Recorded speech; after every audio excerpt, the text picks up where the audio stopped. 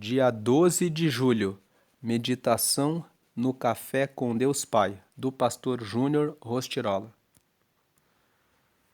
Quem o tem aperfeiçoado? Nenhuma palavra torpe saia da boca de vocês, mas apenas a que for útil para edificar os outros, conforme a necessidade, para que conceda graça aos que a ouvem. Efésios, capítulo 4, versículo 29. Na cultura oriental, existe uma técnica de cultivo de plantas chamada bonsai, na qual, por meio de procedimentos que envolvem um rigoroso cultivo, árvores são reproduzidas em miniaturas. Toda técnica é muito rigorosa e requer atenção, desde a escolha e o tratamento das sementes até a poda dos ramos durante o crescimento da árvore. Da mesma forma, devem ser os nossos relacionamentos, pautados no esmero e no cuidado, de modo que sejam aparadas todas as arestas de conflitos. A maioria das pessoas não sabe resolver conflitos e, como se fossem viajantes, sempre esquecem algo pelo caminho, deixando um rastro de coisas inacabadas e abandonadas. Somente com relacionamentos maduros é que se consegue aceitar as diferenças sem que essas se tornem motivo de distanciamento. A questão não é ter ou não ter conflitos, mas sim como administrá-los com sabedoria. Gosto muito de Provérbios 27:17. Assim como o ferro afia o ferro, o homem afia o seu companheiro. Para mim, é como dizer: pessoas afiam pessoas. No casamento, a esposa é a pessoa capaz de afiar e aperfeiçoar o marido, assim como o contrário é verdadeiro. Quem são as pessoas que têm sido capazes de afiar e aperfeiçoar você? Procure se relacionar com pessoas capazes de impulsioná-lo ao nível de crescimento e empoderamento que você deseja viver. Ao ouvir conselhos, você está aberto para o que dizem ou seu coração se fecha? Sua reação determinará como serão os seus passos, e talvez o primeiro passo seja permitir que o Senhor cure as dores do seu coração. Sua atitude determina a sua colheita. A frase de hoje é: você é chamado para uma vida de posicionamento, sabedoria e fé. Hoje é o dia 193 de 365. A leitura bíblica de hoje é Jó, capítulo 11. E a palavra-chave de hoje é edificar. Então, a mensagem de hoje faz uma pergunta para mim e para você. Quem o tem aperfeiçoado? Como nós lemos ali em Provérbios, capítulo 27, verso 17, o homem afia o seu companheiro. Então, quem o tem aperfeiçoado? Quais as pessoas com quem você tem se relacionado? Você se relaciona com pessoas que podem aperfeiçoar você? Ou você tem caminhado com pessoas que não ajudam em nada você? Procure andar com pessoas que possam afiar você, que possam aperfeiçoar você. Pessoas que podem dizer a você aquilo que precisa ser aperfeiçoado e melhorado em você. Muitas pessoas preferem andar com pessoas que não têm conhecimento, porque aí elas podem fazer o que elas querem e elas não são corrigidas. Mas é melhor você andar com pessoas que podem apontar aquilo que você pode ser aperfeiçoado, aquilo que você pode melhorar. E, lendo mais uma vez esse versículo de hoje, nenhuma palavra torpe saia da boca de vocês. Palavras torpes são palavrões, são palavras agressivas, são palavras que não aceitam, não recebem a crítica quando a crítica é construtiva. Você não tem que receber todo tipo de crítica. Tem pessoas que vão criticar você quando você resolver crescer, quando você decidir seguir e se aperfeiçoar e melhorar.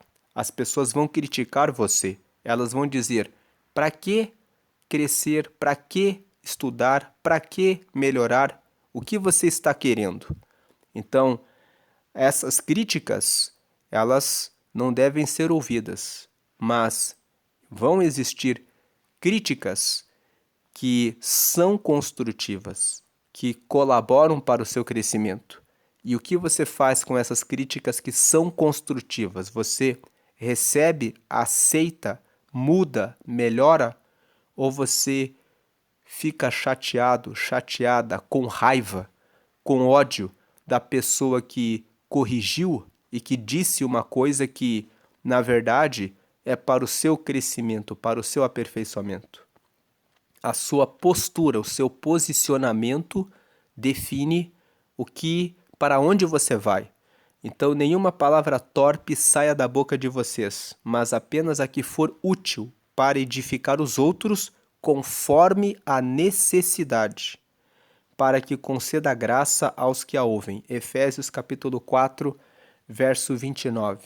Então, quem o tem aperfeiçoado? Permita-se ser aperfeiçoado por Jesus, lendo a sua palavra, procurando aprender dele, procurando fazer a vontade dele, procurando seguir a sua vida nos mandamentos de Deus. E procure amizades, pessoas que possam afiar você, pessoas que têm excelentes resultados. Ande com pessoas que têm os resultados que você almeja, que você deseja alcançar.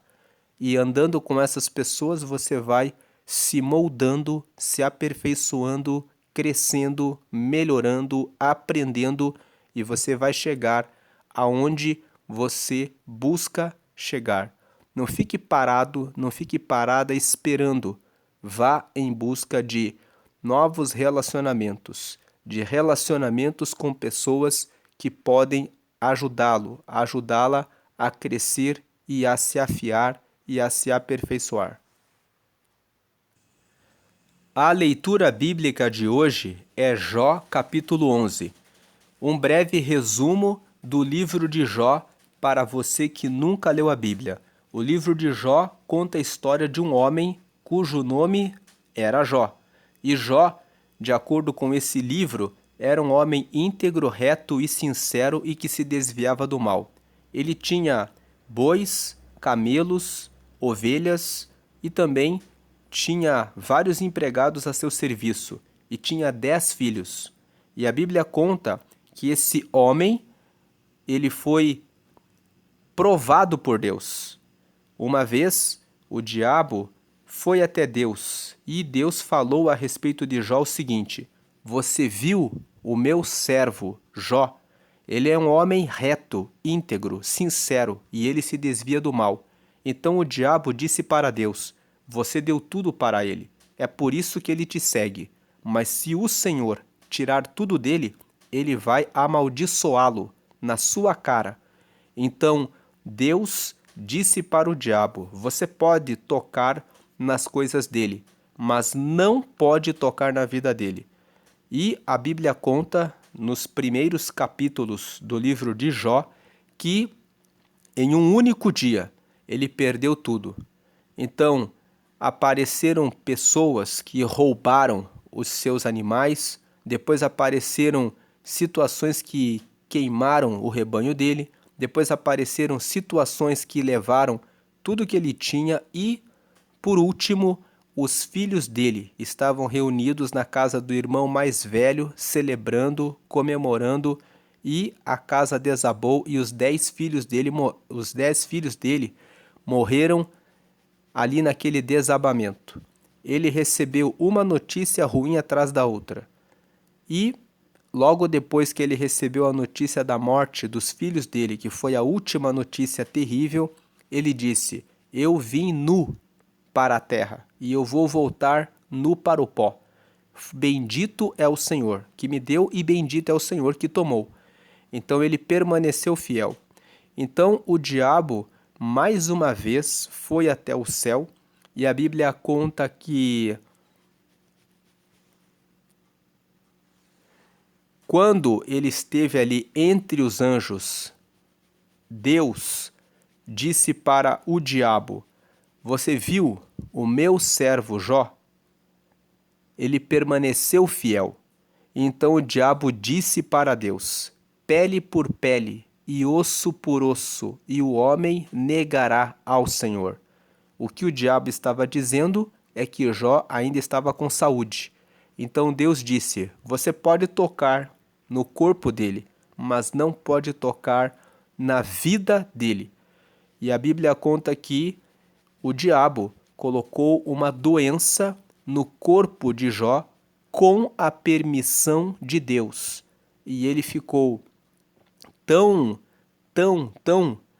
sujo, tão contaminado no seu corpo, que ele precisava pegar cacos de telha para raspar a pele do seu corpo. E Jó permaneceu fiel.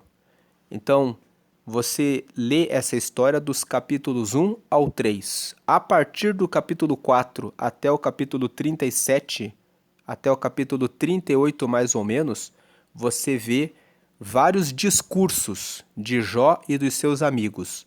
A Bíblia fala que 3 amigos dele, Elifaz, Zofar e Bildade, foram consolar Jó. E do capítulo 4 até o capítulo 37, você vê a conversa de Jó com esses amigos. Um amigo fala, depois Jó responde. Depois outro amigo fala, depois Jó responde. Depois outro fala e Jó responde. E o livro de Jó vai passando por esses diálogos, por essas conversas. Nessas conversas, Jó amaldiçoa o dia do seu nascimento. Jó pergunta para Deus: por que que eu estou passando por esse sofrimento?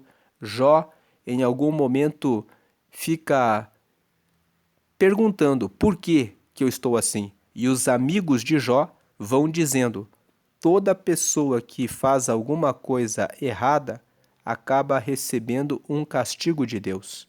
Lá no capítulo 38 até o capítulo 42, Jó termina no capítulo 42, com ele recebendo tudo em dobro, com ele recebendo todas as bênçãos de volta.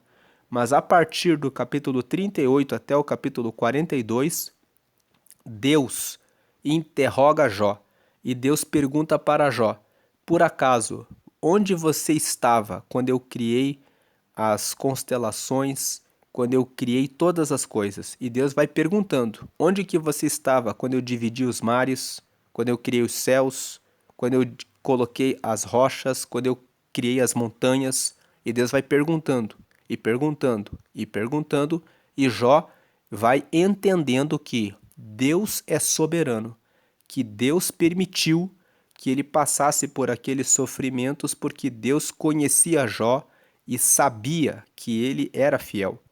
Então, no final, lá no capítulo 40, Jó chega a uma conclusão: o Senhor me deu todas as coisas. O Senhor permitiu que eu passasse por sofrimentos. O Senhor é soberano e tinha coisas que eu não sabia a respeito de Deus. Mas agora eu consigo perceber como Deus é muito maior do que eu pensava que ele era. E no final, Jó passa pelo sofrimento, revelando a sua fidelidade a Deus, servindo como um exemplo, como um modelo para nós, de que nós não seguimos a Deus em razão das bênçãos que Ele nos dá. Nós seguimos a Deus porque Ele é o nosso Pai, porque Ele é aquele que nos dá a vida, porque Ele nos dá tudo. Jó ensina isso. Mesmo quando ele perdeu tudo, ele nunca chegou a dizer que Deus era mau. Ele chegou a pedir que Deus tivesse dado a ele um aborto, porque ele não passaria pelos sofrimentos dele. Ele chegou a amaldiçoar o dia do seu nascimento, dizendo assim: maldito o dia que eu nasci, por causa dos sofrimentos. Mas em nenhum momento ele disse: Deus é mau. Em nenhum momento ele desonrou a Deus. Ele entendia: Deus que determina tudo, Deus que governa e que reina sobre tudo. Eu não sei por que ele permitiu esse sofrimento, mas eu sei que ele continua reinando e sendo governante de tudo. E no final, Deus explicou a ele: eu permiti que você passasse pelo sofrimento e hoje você pode perceber que eu sempre estive com você. E Jó entende isso e no final Deus devolve tudo para ele em dobro. Ele tem novamente 10 filhos, ele recebe uma vida de bênção, de multiplicação, de prosperidade e ele encerra a vida dele farto de dias e com as bênçãos de Deus sobre a cabeça dele. Então aqui Jó capítulo 11 é um pedaço dessa conversa que Jó está tendo enquanto ele está sofrendo. Jó capítulo 11 diz assim: então Zofar era um dos 3 amigos de Jó, ele começa a falar aqui o seguinte: da região de Naamá, em resposta disse: será que todo esse palavrório vai ficar sem resposta? Por acaso quem fala muito é quem tem razão? Jó, você pensa que não temos resposta? Pensa que as suas zombarias vão nos fazer calar a boca? Você diz que o seu modo de pensar está certo e afirma que é inocente diante de Deus. Eu gostaria que Deus falasse e lhe desse uma resposta. Ele lhe ensinaria os segredos da sabedoria, pois há mistérios na explicação das coisas. Assim você veria que Deus o está castigando menos do que você merece. Você pensa que pode descobrir os segredos de Deus e conhecer completamente o Todo-Poderoso? O céu não é o limite para Deus, mas você não pode chegar até lá. Deus conhece o mundo dos mortos, mas você não conhece. Ele é maior do que a terra, mais vasto do que o mar. Se Deus passar e prender alguém e o levar para ser julgado, quem o poderá impedir? Deus conhece as pessoas que não valem nada. Ele nunca deixa de ver as suas maldades.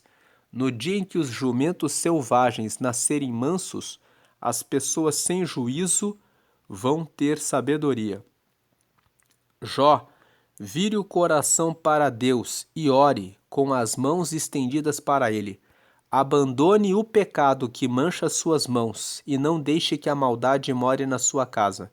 Então você andará de cabeça erguida, puro, firme e sem medo. Você não lembrará dos seus sofrimentos, que serão como águas passadas que a gente esquece.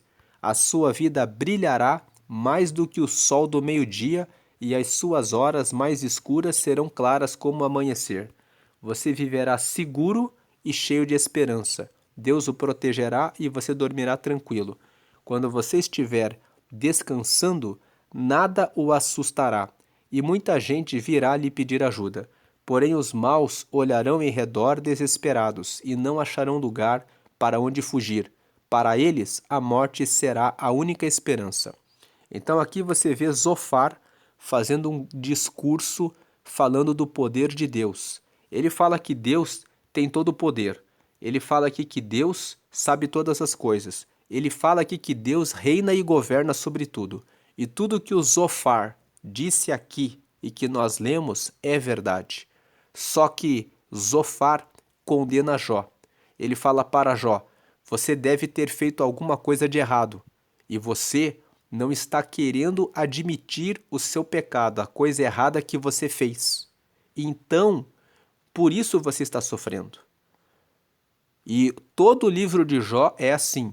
Os amigos de Jó falam coisas verdadeiras a respeito de Deus, mas eles sempre apontam que Jó está escondendo alguma coisa errada e que se ele confessasse o seu pecado, ele receberia o livramento do sofrimento que ele estava passando. Mas Jó, durante todo o seu discurso, todas as vezes que ele fala: eu não fiz nada errado. E se eu fiz, eu quero que o Senhor fale comigo, porque eu não sei a razão do meu sofrimento. E vai assim o livro inteiro até o capítulo 38. Do capítulo 4 até o capítulo 38. Aí no capítulo 38, Deus começa a falar com Jó e começa a perguntar para Jó: aonde que você estava quando eu criei todas as coisas? Deus faz essas perguntas para Jó porque Jó questiona Deus do porquê Jó não entende o motivo do sofrimento dele.